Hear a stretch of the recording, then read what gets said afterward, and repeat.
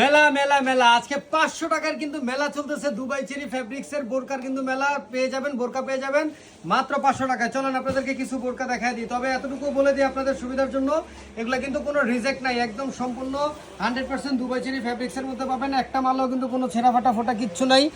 Just আমাদের অল্প কয়েক পিস মাল, প্রতিটা ডিজাইনের অল্প কয়েক পিস মাল অ্যাভেলেবেল আছে। এই জন্য কিন্তু আমরা অফারে দিয়ে দিচ্ছি। কত টাকা জানেন? মাত্র 500 টাকায়।